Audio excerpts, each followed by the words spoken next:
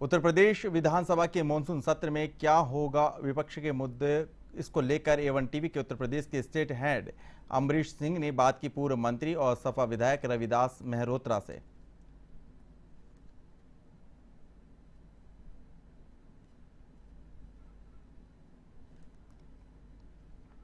पूर्व मंत्री और समाजवादी पार्टी के राष्ट्रीय महासचिव स्वामी प्रसाद मौर्य ने कहा कि सरकार मुद्दों से भटकाने का काम करती है।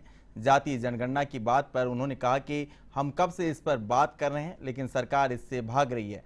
बसपा सुप्रीमो के ट्वीट पर उन्होंने कहा कि जातीय जनगणना की बात करके अब मायावती जी ने चुनावी पंच मारने का काम किया है। वे विधानसभा में मीडिया कर्मियों से बात कर रहे थे।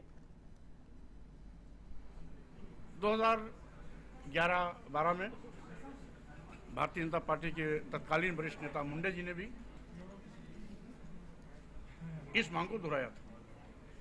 अभी 2019 लोकसभा चुनाव के पहले तत्कालीन गृह मंत्री और वर्तमान में रक्षा मंत्री माननीय राजनाथ सिंह जी ने भी कहा था कि हम पुनः सत्ता में आएंगे तो जातिवार गणना कराएंगे। मायावती जी को धन्यवाद देंगे कि समाजवादी पार्टी लगातार इस मुद्दे पर मांग कर रही है और हमारी मांग है कि जब आपके पास जातीय जनगणना नहीं होगी तो न समानुपातिक बजट का हिस्सा उनके पक्ष में आवंटित हो सकता है, न आरक्षण को 100% सूचित कराने की व्यवस्था आप कर सकते हैं।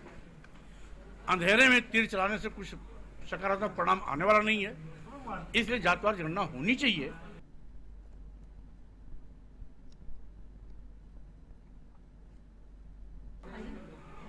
तो सरकारें इस बात को ये कह करके टाल जाती थी कि हमारे पास जातिवार जनगणना नहीं है। जातिवार जनगणना के लिए समय समय पर सभी पार्टी के लोगों ने भी इस पर मांग की। यूपी विधानसभा के मॉनसून सत्र का तीसरा दिन है। सत्ता पक्ष की ओर से उत्तर प्रदेश में बाढ़ और सूखे के हालात पर चर्चा की कोशिश जारी है। वहीं दूसरी तरफ महंगाई, बेरोजगारी, लॉ एंड ऑर्डर जैसे मुद्दों पर सपा लगातार योगी सरकार को घेर रही है। दरअसल पश्चिमी यूपी में बारिश अच्छी होने से गाजियाबाद, नोएडा, सहारनपुर, आगरा में बाढ़ जैसे हालात बने हैं, जबकि पूर्वांचल में कई जिलों में बारिश सामान्य से कम होने से सूखे जैसे हालात बन गए। इधर विधानसभा में 43 साल पुराने मुरादाबाद दंगे की रिपोर्ट पेश किए जाने पर सपा हमलावर हो गई। सपा ने योगी सरकार पर जमकर निशाना साधा। वहीं दूसरी तरफ डिप्टी सीएम ब्रजेश पाठक ने कहा कि विधानसभा में सरकार डे 1 से किसानों के मुद्दे पर चर्चा करवाना चाहती है, लेकिन समाजवादी पार्टी लगातार मुद्दे से भाग रही है। उन्होंने कहा कि सीएम योगी ने अपील की थी कि विधायक अपने अपने जिलों की बाल और सूखे की समस्याएं सदन में उठाए। उन्होंने कहा कि उत्तर प्रदेश की योगी सरकार में कानून व्यवस्था बेहतर हुई है। महिलाओं से जुड़े अपराधों को लेकर सरकार लगातार सतर्क है। अब पता नहीं क्या हमने सवाल। जिस दिन सदन प्रारंभ हुआ बाढ़ और सूखे पर चर्चा कराना चाहिए, समाजवादी पार्टी उससे भाग रही है। अब चर्चा स्वीकार हुई है। हम सब जानते हैं कि इस बार मौसम तो सपोर्टिव नहीं रहा है और वर्षा ऋतु में बरसात उतनी नहीं हुई जिससे किसान अपनी फसल बो सके। तो लगभग 3 दर्जन से अधिक जिलों में सूखा है और जो पश्चिमी उत्तर प्रदेश के जिले हैं वहाँ पर नदियों में बाढ़ के कारण किसानों को बड़ी समस्या का सामना करना पड़ रहा है। हमारी सरकार ने सभी इंतजाम किए हैं बाढ़ से निपटने के भी और सूखे से इंतजाम के लिए राहत व्यवस्था भी किसानों को देने के लिए इंतजाम। स्वतंत्रता दिवस के अवसर पर देश भर में मेरी माटी मेरा देश अभियान चलाया जा रहा है। इस बीच उत्तर प्रदेश की योगी सरकार ने भी अब इस अभियान को प्रदेश में काफी बड़े पैमाने पर मनाने की तैयारी की है। इसी के तहत लखनऊ में मेरी माटी मेरा देश अभियान का शुभारंभ हुआ। काकोरी रेल एक्शन दिवस की वर्षगांठ के अवसर पर आयोजित कार्यक्रम में वीरों को नमन किया गया। कार्यक्रम में बतौर मुख्य अतिथि सीएम योगी आदित्यनाथ शामिल हुए। इस दौरान सीएम योगी ने कार्यक्रम को संबोधित किया।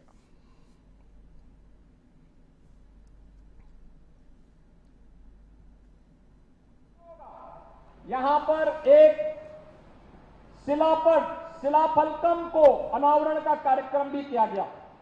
प्रधानमंत्री जी के पंचप्रण को उसमें अंकित करते हुए आने वाले समय में नागरिकों को उन दायित्वों के साथ जोड़ने का कार्यक्रम, यह शिलाफलकम प्रत्येक नागरिक को उसके नागरिक दायित्वों के साथ जोड़ने का भी एक प्रण है, वह एक संकल्प है उस संकल्प के साथ जुड़ते हुए हम आगे बढ़ सकें। एक कार्यक्रम हम लोगों को आगे बढ़ाना होगा। भाइयों बहनों, हम सब सौभाग्यशाली हैं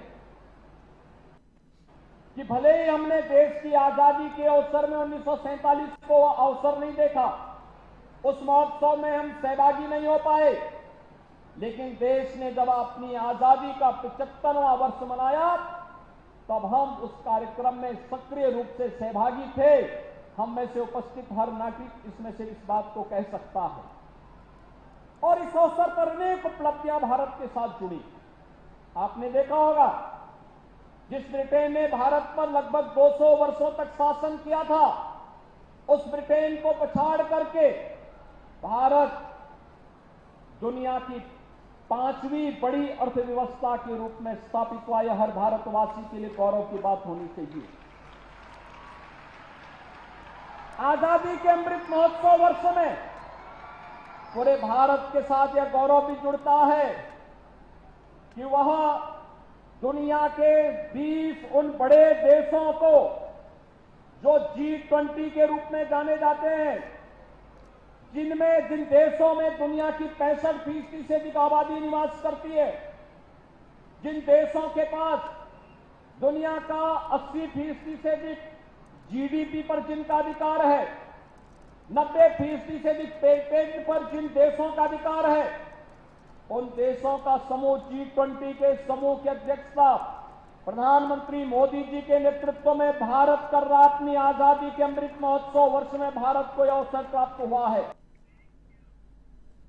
अदालत के आदेश पर ज्ञानवापी परिसर में एएसआई टीम सर्वे कर रही है। वे वहां मिल रहे भगवान अवशेषों को प्रस्तर खंडों, आकृतियों, दीवारों, फर्श और इमारत के शीर्ष शिखर तक की फोटोग्राफी, वीडियोग्राफी, ड्राफ्टिंग कर रही हैं। साथ ही रिपोर्ट भी तैयार की जा रही है। एएसआई टीम हर दिन सर्वे में जुटाई गई जानकारी को नई दिल्ली स्थित मुख्यालय भेजती हैं और वहां मौजूद विशेषज्ञ उनका विश्लेषण कर रिपोर्ट तैयार कर रहे हैं। सर्वे का नेतृत्व कर रहे एएसआई की एडीजी डॉक्टर आलोक त्रिपाठी इसके लिए खास तौर पर मुख्यालय पहुंचे। न्यायालय के आदेश अनुसार सर्वे टीम को 2 सितंबर तक रिपोर्ट अदालत में प्रस्तुत करनी है। समय अधिक नहीं होने की वजह से सर्वे के साथ रिपोर्ट को भी तैयार किया जा रहा है। रिपोर्ट तैयार करने में पुरातात्विक विशेषज्ञों को आंकड़ों के संग्रहण से लेकर निष्कर्ष तक पहुंचने की 6 चरणों की प्रक्रिया पूरी करनी होगी।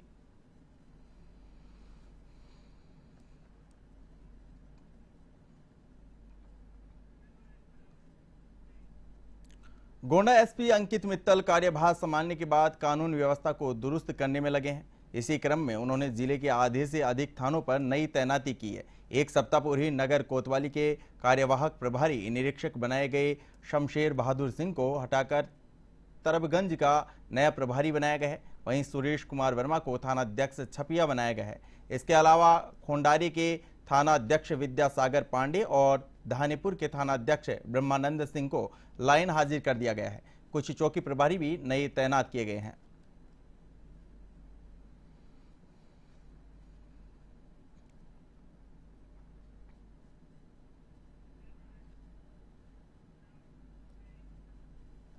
खबर उत्तर प्रदेश के शाहजहांपुर से है, जहां चोराबगर खेत गांव में मातम का माहौल है। यहां एक साथ 3 युवक रामगंगा नदी में डूब गए। दरअसल यहां एक युवक ने आत्महत्या के इरादे से नदी में छलांग लगा दी। ऐसे में उसका शव तलाशने उतरे 2 युवक भी नदी में डूब गए। 3 लोगों की मौत के बाद गांव में मातम छा गया। पूरा मामला कलान थाना क्षेत्र के चोराबगर खेत का है, जहां सोनू अपनी पत्नी को विदा कराने आया था, लेकिन पति पत्नी में कहासुनी के बाद सोनू रामगंगा में कूद गया। वहीं सोनू की तलाश में गांव के युवक भी रामगंगा में उतर गए, जहां सचिन और ओमकार की मौत हो गई।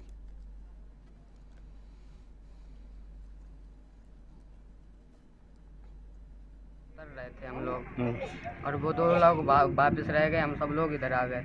वो 2 लोग घुसे, वो एक दूसरे में लिपट गए तभी भूल। अच्छा, आज तो गांव लड़के कल डूबी गए तो नहर गंगा जी पर लगा। हाँ, बे उनका संग ही चले आते घूमे चले एक डूबी गए पहले।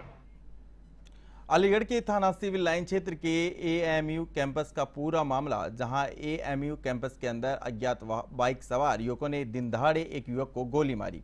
घटना के तुरंत बाद बाइक सवार हमलावर गोली मारकर फरार हो गए। घायल व्यक्ति को स्थानीय लोगों ने पुलिस की मदद से जैन मेडिकल कॉलेज में भर्ती करवाया, जहां इलाज के दौरान युवक की मौत हो गई।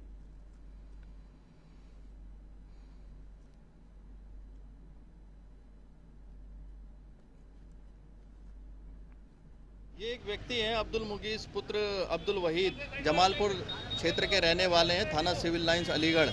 इनको किसी के द्वारा गोली मारने की सूचना प्राप्त हुई थी। एक आम रास्ता है जो कि यूनिवर्सिटी के से लगा हुआ है और इस यहाँ से बताया गया है, जब भी घटनास्थल का मुआयना हम लोगों ने किया डेंटल कॉलेज के सामने, तो इनको तत्काल यहाँ जेएनएमसी लाया गया, जहाँ पर इनका इलाज के दौरान बताया गया है कि मृत्यु हो गई है। इसमें इनके भाई से हम लोगों की वार्ता हुई है, अब्दुल मुबीन। हाँ, इनके भाई ने बताया कि ये कुछ साल पहले तक जो है प्रॉपर्टी का काम करते थे और रंजिश का इन्होंने मतलब एक हिंट किया है, लेकिन सभी पहलुओं पर हम लोग जांच कर रहे हैं और जल्द ही जो आरोपी हैं इनको हम लोग गिरफ्तार कर लेंगे। और जैसा कि इनके भाई ने बताया कुछ साल पहले तक प्रॉपर्टी का काम करते थे, हाल फिलहाल में ये वकालत भी कर रहे हैं और इनके जो भी तथ्य सामने आते हैं सीसीटीवी कैमरा देखे जा रहे हैं और टीम गठित कर दी गई है। जल्दी इसका अनावरण किया जाएगा और अभियुक्त के विरुद्ध कठोरतम दंडात्मक कार्रवाई की जाएगी। हमीरपुर में आगामी स्वतंत्रता दिवस के अवसर पर हर घर तिरंगा कार्यक्रम को लेकर सदर कोतवाली क्षेत्र के रानी लक्ष्मीबाई तिराहे से बाइक तिरंगा यात्रा निकाली गई। इस यात्रा को हमीरपुर जिलाधिकारी डॉक्टर चंद्रभूषण त्रिपाठी, एसपी दीक्षा शर्मा ने हरी झंडी दिखाकर रवाना किया। यह रैली जेल रोड सहित मुख्यालय के मुख्य मार्गों से निकाली गई। इस बाइक तिरंगा रैली में डीएम, एसपी सहित जिले के आला अधिकारी मौजूद रहे। रैली के समापन पर यातायात नियमों का पालन करने की शपथ दिलाई गई। सम्मान करेंगे और जो पंच प्रणय है जिसकी शपथ हम लोग ले रहे हैं,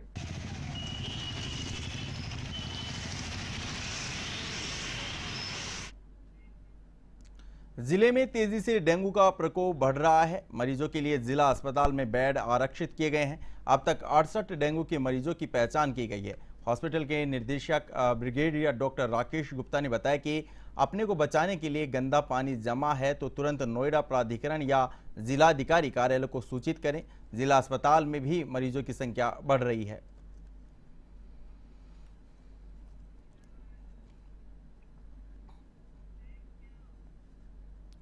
हरदोई में तेज रफ्तार रोडवेज बस ने बाइक सवार को कुचल दिया। इस हादसे में 2 लोगों की मौत हो गई, वहीं एक घायल हो गया। हादसे के बाद घायल युवक को मेडिकल कॉलेज में भर्ती करवाया गया। वहीं पुलिस ने रोडवेज बस चालक को गिरफ्तार कर लिया। इधर हादसे की सूचना पाकर पहुंचे मृतकों के परिजनों में चीख पुकार मच गई। पूरा मामला कोतवाली इलाके में कंपनी गार्डन के पास का है। कंपनी गार्डन के पास एक रोडवेज बस आ रही थी, इसमें मोटरसाइकिल से आपस में एक्सीडेंट हो गया, जिसमें 2 आदमी मौके पर मृत्यु हो गई तथा एक घायल का इलाज सदर अस्पताल में कराया जा रहा है। बस को आगे जाके पकड़ लिया गया है, विधिक कार्रवाई की जा रही है। A1 उत्तर प्रदेश बुलेटिन में फिलहाल इतना ही। आप देखते रहिए A1 टीवी। नमस्कार।